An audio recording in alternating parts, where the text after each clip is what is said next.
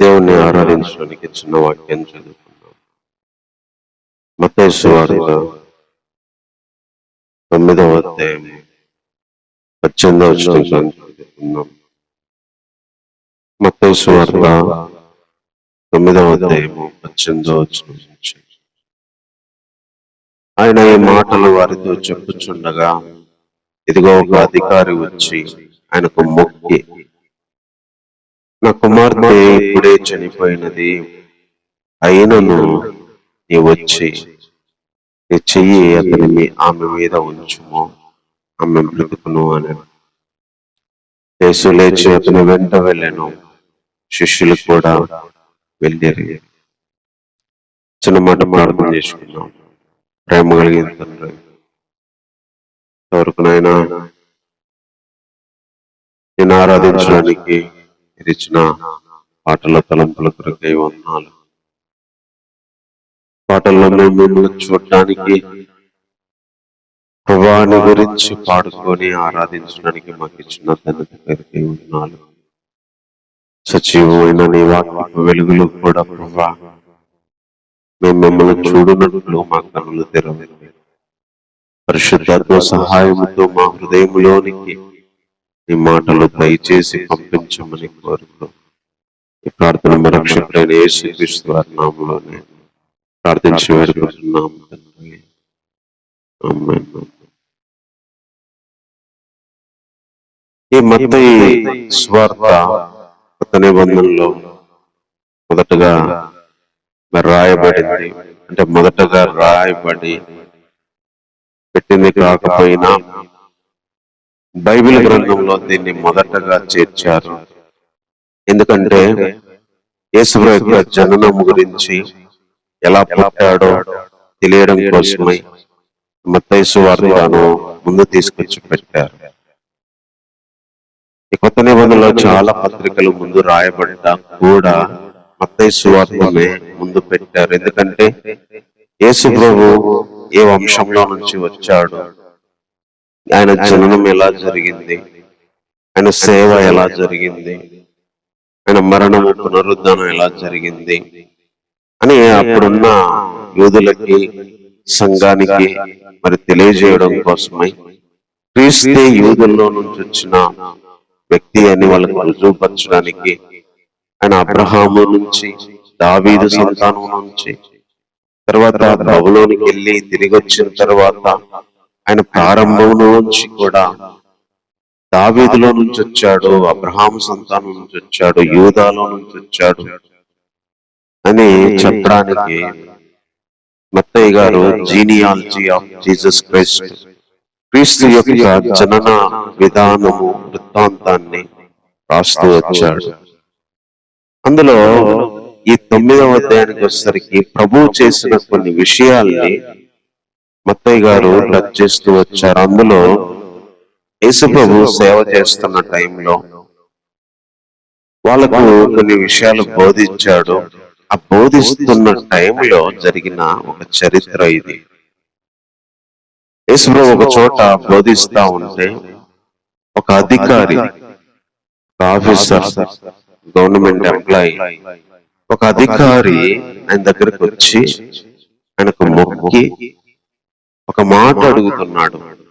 నా కుమార్తె ఇప్పుడే చనిపోయింది, అయినను ఈవెందో నీ వచ్చి నీ చెయ్యి ఆ మీద ఉంచు, ఆమె బ్రతుకును అన్నాడంట. ఒక వ్యక్తి వచ్చి చెప్పిన మాట ఏంటంటే, అయ్యా నా కుమార్తె ఇప్పుడే చనిపోయింది, అయినా సరే, నా కుమార్తె ఇప్పుడే చనిపోయింది, అయినా సరే నువ్వు వచ్చి నీ చెయ్యి ఆమె మీద పెట్టయ్యా, ఆమె బ్రతికెత్తి అన్నాడు. సరే, యేసు బయలుదేరి వెళ్ళాడు. 23వ వచనంలో అప్పటికే చచ్చిపోయిందని చెప్పి ఆ ఇంట్లో గుల్లుగా ఏడుస్తున్నారు. మరి తీసుకెళ్ళడానికి డప్పులు, వాయిద్యాలు వాయిస్తా ఉన్నారు. జనాలందరూ గుమిగూడారు. ఆ ఇల్లంతా ఒక శవము, అంటే ఒక వ్యక్తి చచ్చిపోతే ఏడుపులు, డప్పెట్లు ఎలా అయితే ఉండిద్దో అలాంటి వాతావరణం కనిపిస్తా ఉంది. యేసు వెళ్ళి కొంచెం స్థలం ఏమని వాళ్ళని అడిగి, ఈ చిన్నది నిద్రిస్తుంది కానీ చనిపోలేదని చెప్తే వాళ్ళందరూ ఆయన అపహసించారు. వాళ్ళు ఏడుస్తా మరి ఆ వాయిద్యాలు వాయిస్తా ఉంటే స్థలం ఏమని యేసుప్రభువు ఆమె దగ్గరికి వెళ్ళి ఆమెను చూసి, ఈ చిన్నది చనిపోలేదు, నిద్రిస్తుంది అని చెప్పాడు. అప్పుడు వాళ్ళందరూ ఎగతాళి చేశారు యేసుప్రభువు. మేమందరం ఏడుస్తుంటే చనిపోయిందని చెప్పి మరి వాయిద్యాలు గోవులు వాయిస్తా ఉంటే పిల్లల గ్రోవులన్నీ, ఇప్పుడు నువ్వు వచ్చి చనిపోలేదని చెప్తున్నావని చెప్పి ఆయన అపహాసించారు. జన సమూహాన్ని యేసుప్రభువు పంపేసి ఆయన లోపలికి వెళ్ళి ఆమె చెయ్యి ముట్టుకోగానే ఆ చిన్నది లేచెను. అప్పుడు యేసుప్రభువు జనాలందరినీ పంపేసి ఆ చిన్నదాని దగ్గరికి వెళ్ళి ఆమె చెయ్యి జస్ట్ ముట్టుకోగానే చిన్నది లేచిందంట. ఈ సమాచారం ఆ దేశం మొత్తం వ్యాపించిందంట. ఇక్కడ దేవుడు ఎలాంటి వ్యక్తితో మనకు కనిపిస్తుంది. దేవుణ్ణి ఆరాధించడానికి, ఈరోజు ప్రభు అయిన యేసుక్రీస్తు రక్షకుని మనం ఆరాధించడానికి మనం ఆలోచించాల్సిన విషయం ఏంటంటే, ఒక చనిపోయిన జీవితం దేవుడు ఎలా బ్రతికించాడు. ఒక చనిపోయిన లైఫ్ కి దేవుడు మళ్ళీ ప్రాణం ఇచ్చాడు. చనిపోయిన జీవితం దగ్గర ఏడుపు ఉంటది, చనిపోయిన జీవితం దగ్గర బాధ ఉంటది, చనిపోయిన జీవితం దగ్గర దుఃఖం ఉంటది, చనిపోయిన జీవితం దగ్గర నిరాశ ఉంటది, కన్నీళ్ళు ఉంటాయి. ఒక ఇంట్లో ఒక వ్యక్తి చచ్చిపోతే ఆ చనిపోయిన దగ్గర ఏమి ఉండదు, సంతోషం ఉండదు. చనిపోయిన జీవితం, ఏడ్చే జీవితం. ఇంకొకటి చనిపోయిన జీవితం అంటే ఇంకా తిరిగి రాని జీవితం. చనిపోయిన జీవితం దేనికి ఇంకొక విధంగా సాదృశ్యంగా చెప్పుకోవచ్చు అంటే తిరిగి రాదు. ఇంకా అది ఏదైనా పోతే వచ్చింది, కానీ చనిపోతే తిరిగి రాదు. అది చనిపోయిన వ్యక్తిని బయటికి రాడు, చనిపోయిన వ్యక్తి మళ్ళీ రాడు. There is no hope at all. ఎక్కడ కూడా ఆశ పెట్టుకోవడానికి కూడా 1% కూడా ఉండదు. చనిపోయిన వ్యక్తి మళ్ళీ మాట్లాడే ఆశ ఉండదు, చనిపోయిన వ్యక్తి మళ్ళీ లేస్తాడు అనే ఆశ ఉండదు. చనిపోవడం అనేది అల్టిమేట్ గా క్లోజ్ డోర్ అన్నమాట. చనిపోవడం అనేది ముగింపు ద్వారం. ఇంకా దానికి డెడ్ ఎండ్ అన్నమాట. దాని నుంచి బయటకు వచ్చేది ఉండదు, లేసేది ఉండదు, రావడం అనేది ఉండదు. బాగలేకపోతే కొద్దిగా ఆశ ఉంటది, బాగైతాడేమో అని. లేకపోతే ఎక్కడన్నా తప్పిపోతే మళ్ళీ వస్తాడని ఆశ ఉంటది, పోగొట్టుకుంటే దొరికిద్దని ఆశ ఉంటది. చనిపోవడం అనేది ఆశ లేని జీవితం, చనిపోవడం అనేది రాని జీవితం, చనిపోవడం అనేది తెచ్చుకోలేని జీవితం. ఈరోజు మన ప్రభు అయిన యేసుక్రీస్తు వారు మనకి ఇస్తున్న మాట ఏంటంటే, ఈవెన్ చనిపోయినా కూడా చెయ్యి పట్టి లేపి మనకిచ్చేవాడు. యాయిర్ అనే ఒక వ్యక్తి జీవితంలో తన కుమార్తె చచ్చిపోయింది. ఆ కుమార్తె దగ్గరికి వెళ్ళి ఆమె చెయ్యి పట్టుకొని కూర్చోబెట్టి ఆమెకి ఇచ్చాడు. ఈరోజు మన జీవితంలో ఏవేవి చనిపోయినా, ఏవేవి చనిపోయి అవి ఇంకా రావనుకున్నా. చనిపోవడం అంటే ఒక మనుషులే కాదు, చనిపోయిన మనుషులను ఇవ్వగలడు, చనిపోయిన ఆశలను ఇవ్వగలడు, చనిపోయిన మరి ఏవైతే ఇంకా చనిపోయినవి అవి రావు, ఇంకా వాటి మీద నాకు ఆశ లేదు, అవి లేవవు అని, అవి పరిస్థితులైనా లేకపోతే ఏ పనులైనా ఇంకా చనిపోయినవి నా జీవితంలో అవి లేవు అనుకున్నవి దేవుడు ఇవ్వగలిగిన వాడు. చనిపోయిన జీవితాన్ని దేవుడు జీవంతో నింపినాడు. ఈరోజు మనము ఎందుకు ప్రభువును ఆరాధించాలంటే, కొన్నిసార్లు మన జీవితం చనిపోయినట్టుగా వెళ్ళిపోయింది, చనిపోయినట్టుగా ఎండిపోతుంది, చనిపోయినట్టుగా పడుకున్న విధంగా అట్టడికి వెళ్ళిపోవచ్చు. చనిపోయినట్టుగా ఏమీ కనిపించకపోవచ్చు.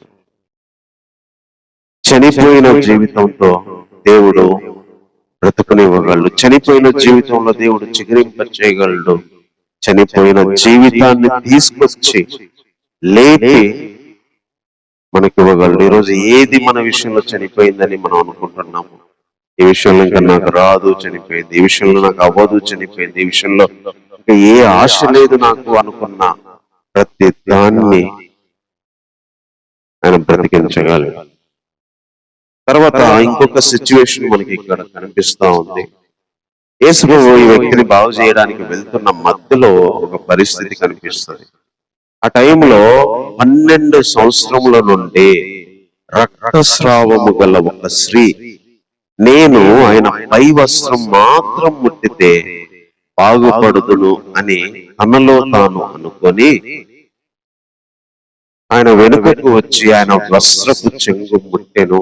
వెంటనే యేసు వెనక్కి తిరిగి ఆమెను చూచి, కుమారి, ధైర్యంగా ఉండుము, నీ విశ్వాసమే నిన్ను బాగుపరిచినని చెప్పగా ఆ గడియ నుండి ఆ స్త్రీ బాగుపడెను.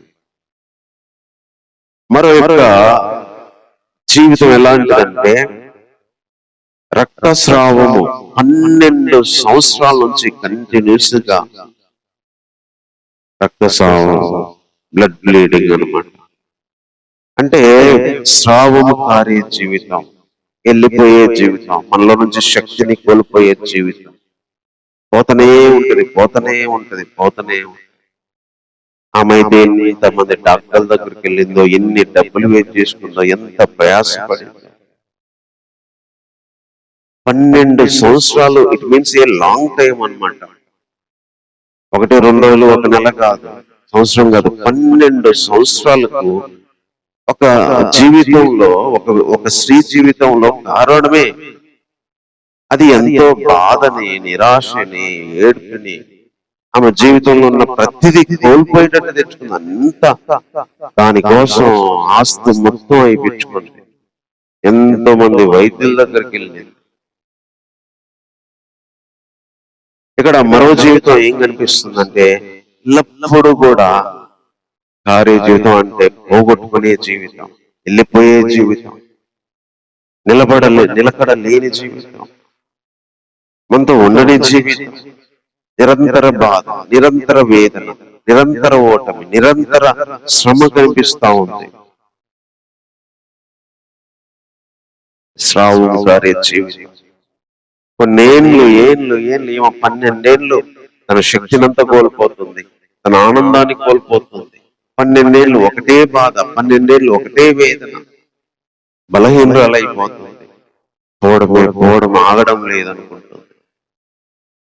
కానీ యేసు ప్రభువుని ఎప్పుడైతే వెళ్ళి ముట్టి బాగుపడతానని ఆమె వచ్చిందో, వెంటనే ఆమె యొక్క రక్తస్రావం ఆగిపోయిందంట. ఆమెకు స్వస్థత వచ్చిందంట. ఈరోజు మన జీవితాల్లో కొన్ని పోవడమే.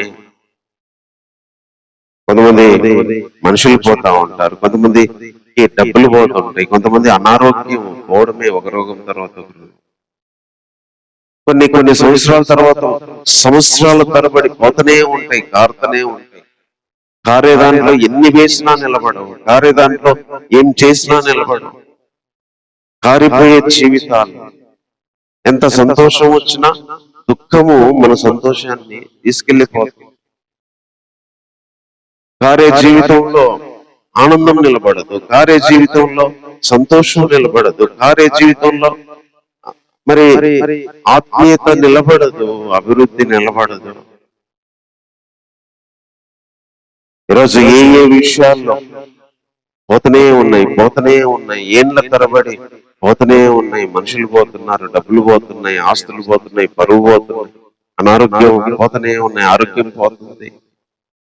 ఏవేవైతే కొన్ని సంవత్సరాల తరబడి మన జీవితంలో పోతనే ఉన్నాయో, ఈరోజు మనం ఆరాధించడానికి వచ్చిన దేవుడు ఒకరోజు అడ్డుకట్ట వేయగలిగిన వాడు, ఒకరోజు ఆపగలిగిన వాడు, ఒకరోజు నిలబెట్టగలిగిన వాడు, ఆ పోయే వాటన్నిటినీ ఆనకట్ట వేసి ఆపగలిగిన వాడు, ఆ బాధ నుంచి విముక్తి ఇవ్వగలిగిన వాడు, ఆ నష్టం నుంచి విముక్తి ఇవ్వగలిగిన వాడు, ఆ ప్రయాసపడి జీవితం నుంచి విముక్తిని ఇవ్వగలిగిన వాడు, ఆ బలహీనత నుంచి, ఆ నిరాశ నుంచి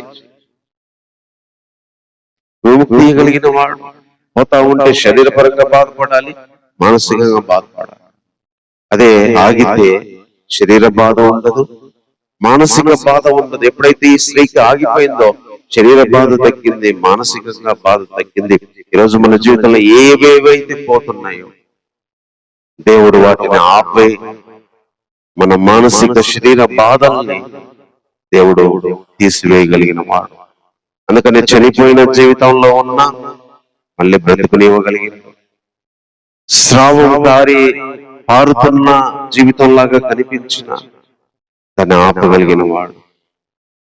తర్వాత ఇంకొక జీవితం మనకు కనిపిస్తుంది. 27వ వచనం, యేసు అక్కడి నుండి వెళ్ళొచ్చుండగా ఇద్దరు గుడ్డివారు ఆయన వెంట వచ్చి, దావీదు కుమారుడా అవును కనికరించుమని కేకలు వేసిరి.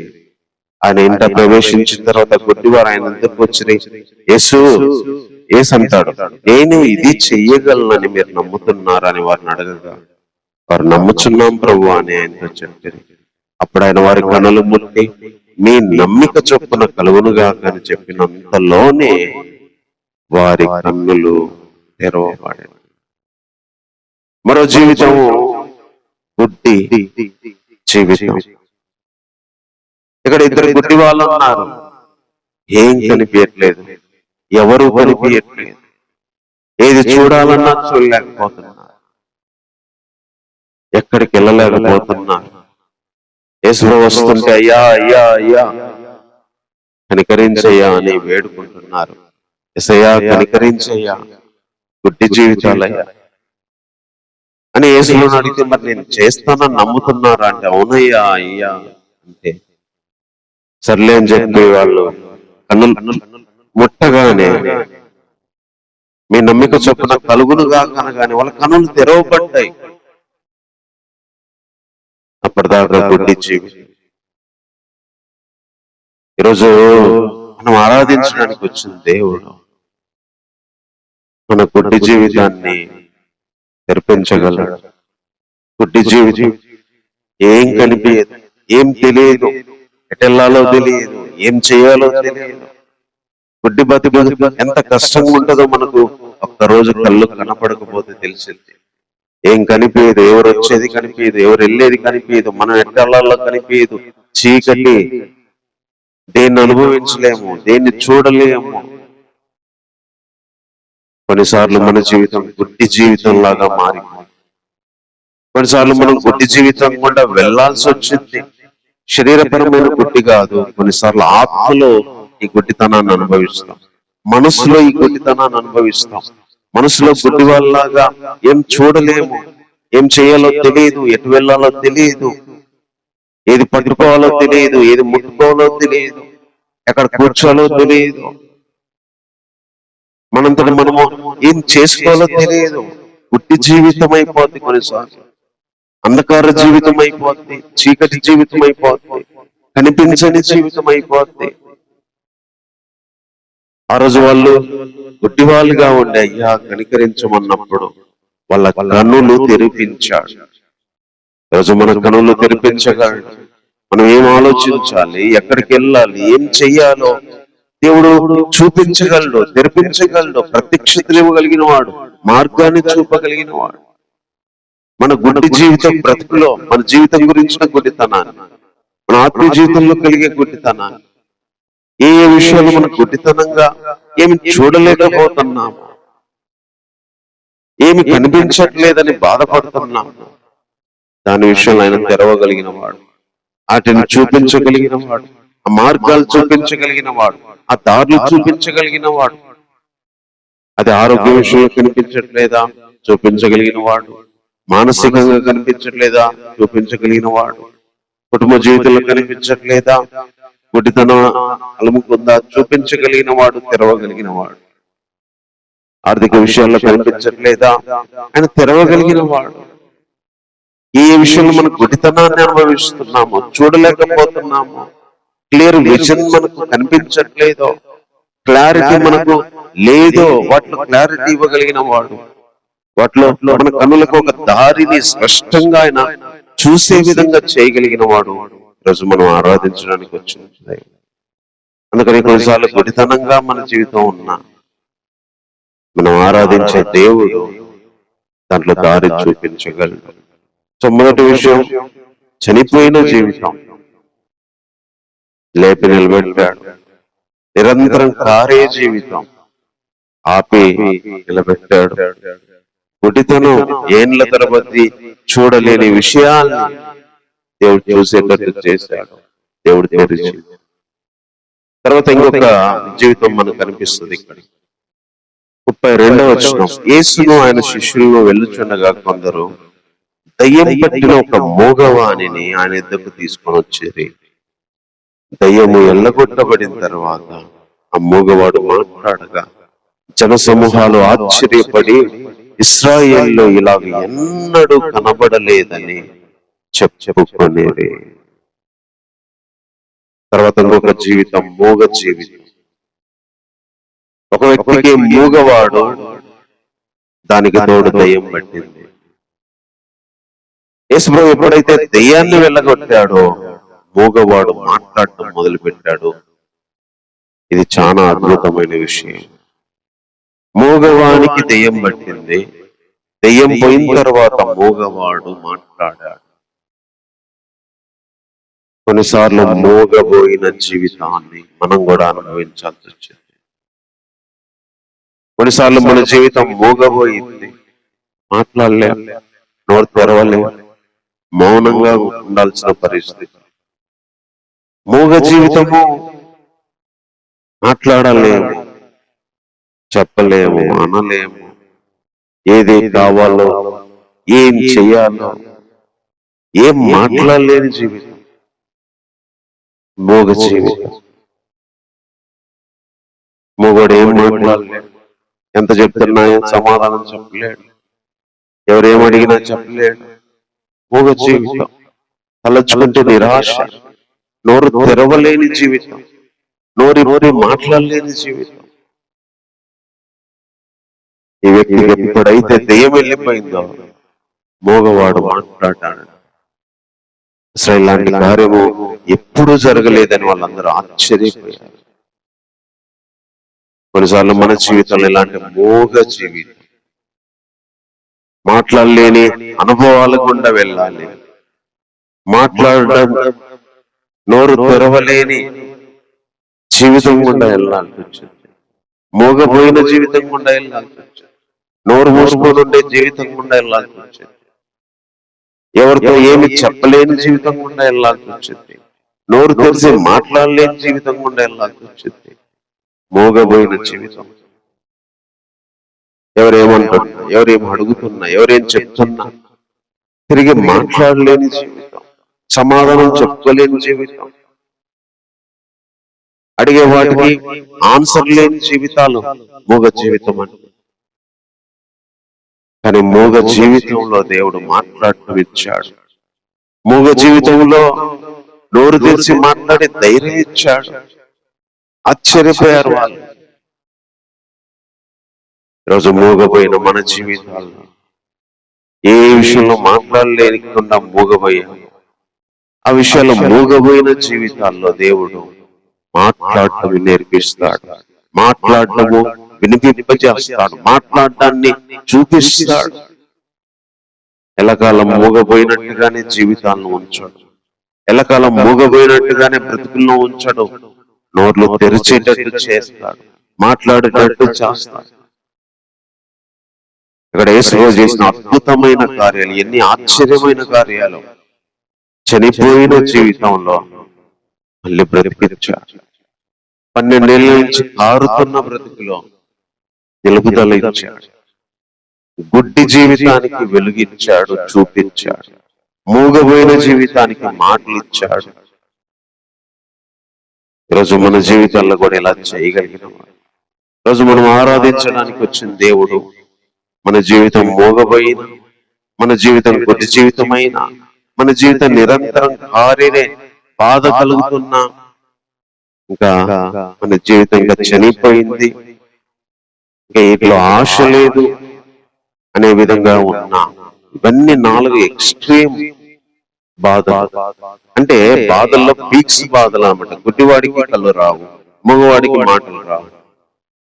తర్వాత 12 ఏళ్ళైనా ఆ స్రావం ఆగట్లేదు, చనిపోతే మళ్ళీ రారు. అన్ని కూడా చేయలేని పరిస్థితులు, బాగా అవ్వని పరిస్థితులు. ఎన్నోసార్లు మనము మన జీవితాల్లో, మనుషుల జీవితాల్లో, విశ్వాస జీవితాల్లో అన్ని గుడితనం గుండా, ఇలా మూగబోయిన జీవితం గుండా, ఈ నిరంతరం పోగొట్టుకునే జీవితం గుండా, కారే జీవితం గుండా, కొన్ని విషయాలైతే ఇంకా చచ్చిపోయినాయి లేవనే జీవితం గుండా వెళ్లాల్సి వస్తుంది.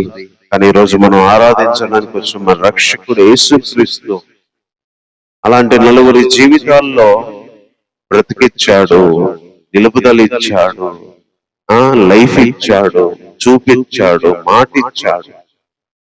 ఈరోజు మన జీవితంలో కూడా అలా ఇవ్వగలిగిన వాడు. కాబట్టి మాటలను బట్టి కొద్ది నిమిషాల దేవుణ్ణి మనం ఆరాధించాలి. ఈరోజు మనం ఆరాధించడానికి వచ్చిన ఆ ప్రభువు రక్షకుడు, ఆ యేసుక్రీస్తు చనిపోయింది అయ్యా, అయినా నువ్వు వస్తే బాగుపడి. ఈరోజు మన జీవితం చనిపోయినట్టుగా ఉండొచ్చు, మన పరిస్థితులు చనిపోయినట్టుగా ఉండొచ్చు, కానీ దేవుడు వస్తే బాగవుతాం, దేవుడు వస్తే లేస్తాం, దేవుడు వస్తే మాట్లాడతాం, దేవుడు వస్తే చూస్తాం, దేవుడు వస్తే ఏవేవి పోతున్నాయి అవి ఆగిపోతాయి. ఒక 4 కుటుంబాల్లో, 4 జీవితాల్లో, 4 పరిస్థితులు కలిగిన వ్యక్తులు. ఒకరి జీవితంలో ఒకటి ఉంటది. గుడ్డోడికి మాట్లాడొచ్చు కానీ గుడ్డి, రక్తస్రావం కలిగిన వానికి గుడ్డి కాదు, మూగ కాదు, కానీ స్రావం చనిపోయింది. అమ్మాయికి ఒక బాధ, ఆయనకు ఒక బాధ. ఒక్కొక్కరి జీవితంలో ఒక బాధ, ఒక్కొక్కరి జీవితంలో ఒక్కొక్క కష్టం, ఒక్కొక్కరి జీవితంలో ఒక శ్రమ. కానీ దేవుడు ఎవరికి వాళ్ళకు కావాల్సింది ఇచ్చాడు. చనిపోయిన వ్యక్తికి బతకాలి, దేవుడు ఆయనకు అది ఇచ్చాడు. స్రావంకార వ్యక్తికి ఆగాలి, ఆమెకు అది ఇచ్చాడు. గుడ్డివాడికి చూపు కావాలి, అది ఇచ్చాడు. మూగవాడికి మాట కావాలి, అది ఇచ్చాడు. ఈరోజు మనము ఒక్కొక్కరి జీవితంలో ఒక్కొక్కటి, అది ఏదో మనకు తెలుసు దేవుడికి.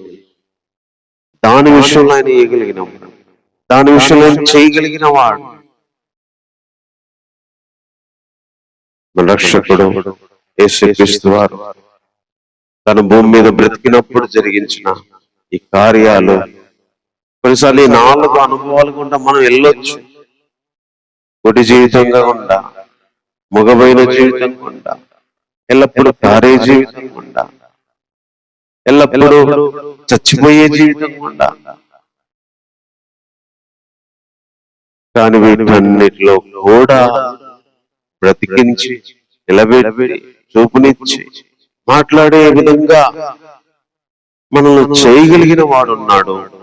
ఆయన ఈరోజు మనం నమ్మిన వాడు, ఈరోజు ఆయన ఆరాధించడానికి యోగ్యుడని మనం చెప్తున్నవాడు.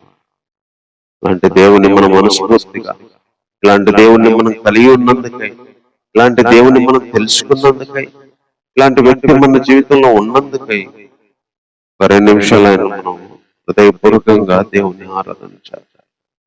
ఇలాంటి దేవునికి మనం ఏమి చెల్లించి రుణాన్ని తీర్చుకోలేం. కాబట్టి దేవా, నేను చనిపోయినా బాధపడినయ్యా, నా జీవితంలో అన్ని చచ్చిపోయినా నేను బాధపడినా, చచ్చిపోయిన వాటికి కూడా జీవం ఇచ్చేవాడు నువ్వని ఆరాధిస్తాను అని చెప్తా. దేవా, ఎప్పుడు కారే కొన్ని సంవత్సరాల బాధ దేవా, ఓట్లేదు, ఆగట్లేదు, నువ్వు ఆపేవాడవు నాయన. అది ఏది కారుతుందేమో, ఏ విధంగా ఆ బాధ కలుగుతూనే ఉంది, దాని విషయంలో సహాయం చేయగలిగిన వాడు. కొన్నిసార్లు గుడ్డి జీవితం దేవా, తెలియని జీవితం, ఎటు అడుగేయాలో, ఎటు వెళ్ళాలో, ఏం ఆలోచించాలో, మార్గం ఏంటో గమ్యం ఏందో తెలియదయ్యా. నన్ను తెరిపించేవాడు. కొన్నిసార్లు మూగపోయిన జీవితం దేవా, మాట్లాడలేని జీవితం దేవా, మౌనంగా ఉండే జీవితం దేవా. కానీ మీరు మాట్లాడి నోరు తెరిపించగలిగిన వాడు. మూగపోయిన స్వరాలకి ప్రభా మాట ఇచ్చేవాడు అని చెప్పి కొద్ది నిమిషాలు మనం దేవుణ్ణి ఆరాధిద్దాం. నువ్వు నా జీవితం ప్రభా ఏ విధంగా ఉన్నా అందులో నువ్వు సహాయం చేయగలిగిన వాడవని ఈ వాక్యం ద్వారా నేను తెలుసుకున్నాను ప్రభా. ఇలాంటి దేవుడు నాకు ఉన్నందుకు వందనాలని చెప్పి కొద్ది నిమిషాలు దేవుణ్ణి ఆరాధించాను. ప్రేమ కలిగిన తండ్రి నీకు వందనాలు. ఇలాంటి దేవుడు నాకు ఉన్నందుకు వందనాలు ప్రభా. ఏవి చచ్చిపోయినా బాధ లేదు నాయన. చచ్చిపోయిన స్థితికి ఏ వెళ్ళినా ప్రభా రావు. వాటిలో మనకు ఆశలు లేవు, అవి తిరిగి రావు. ఆ మనుషులు రాదు, ఆ పరిస్థితులు రావు, ఆ డబ్బులు రావు, ఆరోగ్యం రాదు, ఆ విషయాలు రావు. అయిపోయింది వాటితో అని ఏటి గురించి అనుకున్నా సరే దేవా, అవి తిరిగి బ్రతికించి ఇవ్వగలిగిన వాడు దేవా. కొన్నిసార్లు నిరంతరమునైనా కారే బాధే దేవా. మానసికంగా శరీరపరంగా అనుభవిస్తూనే ఉండాలి. దానికోసం ఎంతో నష్టపోవాల్సి వచ్చింది దేవా. దేవా నువ్వు వస్తే నిన్ను ముట్టుకుంటే దేవా అవి కూడా ఆగిపోతాయి. ఈరోజు ఏమేమి మా జీవితం నుంచి కారుతున్నాయి ప్రభా, అవి వ్యర్థంగా వెళ్ళిపోయి మనసును శరీరాన్ని కృంగదీస్తున్నాయో దేవా. మా జీవితాన్ని మరి బలహీనపరుస్తున్నాయో దేవా. కొన్నిసార్లు మా ప్రేమ కారిపోయి, మా యొక్క సంతోషం కారిపోయి, మా యొక్క మరి ఆర్థిక విషయాల్లో మేము కారిపోయి ఈరోజు బలహీనమయ్యాము. వాటి విషయంలో దేవా మీరు సహాయం చేయగలిగిన వాడవని మీరు మాకు ముందుకై వందనాలు చెల్లిస్తున్నాం దేవా. కొన్నిసార్లు గుడ్డి జీవితం దేవా, ఏం కనిపించదు, ఏమర్థం కాదు, ఏమీ తెలియదు ప్రభా. అలాంటి వాళ్ళకు కూడా తెరిపించి చూపించి ఒక దారిని ఇవ్వగలిగిన వాడు ప్రభా. అది ఏ విషయానికైనా, పనులకైనా, కుటుంబాలకైనా, సంఘానికి, సేవకి బుద్ధి జీవితాల్లో ఒక మరి ప్రభు వెలుగునిచ్చేవాడు. అలాంటి దేవుడు అయ్యేందుకు కొన్నిసార్లు మూగపోయిన జీవితం దేవా, మాట్లాడలేని జీవితానికి, నోరు మెదపలేని జీవితానికి మేము వెళ్ళిపోవచ్చు. అలాంటి పరిస్థితులు మా నోరు తెరవజేసి మా నోటి నుంచి సమాధానము మాటలు చెప్పుకోగలిగే స్థాయికి నైనా మీరు తీసుకొచ్చేవాడు. నేను స్తుతించి, నేను గణపరిచి, నీ నామాన్ని గొప్ప చేసే స్థాయికి మీరు తీసుకురాగలిగిన దేవుడు. మనం బట్టి హృదయపూర్వకంగా నేను స్తుతిస్తున్నాను. నీకేమిచ్చి నీ రుణాన్ని తీర్చుకోలేము. ఇంత గొప్ప దేవుడు ఇలాంటి జీవితాల్లో ప్రభా నువ్వు చేయగలిగిన వాడు. చనిపోయినా సరే, నిరంతరం కాలుతున్నా సరే, గుడ్డి జీవితాలకి, మూగ జీవితాలకి ఇలాంటి వెలుగునిచ్చే దేవుడుగా నువ్వు ఉన్నందుకు ఇలాంటి దేవునికి మేము ఏమిచ్చి నీ రుణాన్ని తీర్చుకోగలం దేవా? ఏమిచ్చి నీ రుణాన్ని తీర్చుకోలేక ఈ నా దీన స్తుతి ఆరాధన మా రక్షకుడైన యేసుక్రీస్తు వారి నామములోనే సమర్పిస్తున్నాము తండ్రి. ఆమేన్.